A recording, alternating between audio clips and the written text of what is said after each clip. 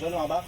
Bon barbecue, demain. L'inflation fait la vie dure aux carnivores. Un sondage léger réalisé pour le compte du journal révèle que près de 40 des Québécois ont réduit leur consommation de viande dans les 5 dernières années. Effectivement, il est dispendieux. J'en achète quand j'ai besoin pour faire une recette ou quelque chose. Chez les 55 ans et plus, la proportion monte à 49 %. Mais c'est chez les 18-34 ans où la viande est la plus boudée par les consommateurs. Maintenant, on s'en va plus vers le poisson, le poulet, le porc, le bœuf, très rare. Ça coûte vraiment cher, puis on cherche tout ce qui est moins cher avec l'inflation, puis on coupe où ce qu'on peut. Les données compilées par le MAPAC démontrent que le prix du bœuf frais ou surgelé a bondi de 75 % entre 2012 et 2023.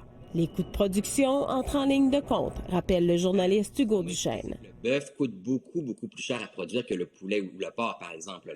L'animal doit prendre quelques années, c'est plus gros, plus cher à nourrir aussi.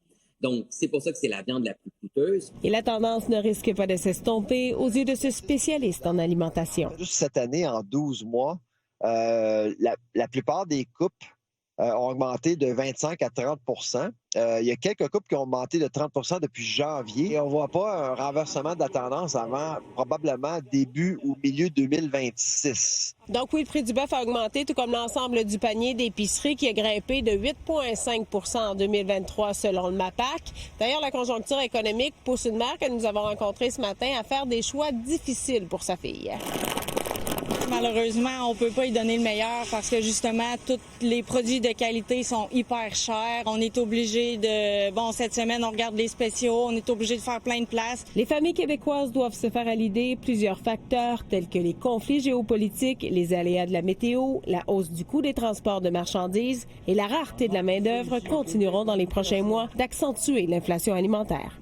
Zoé Couture, TVA Nouvelles, Québec.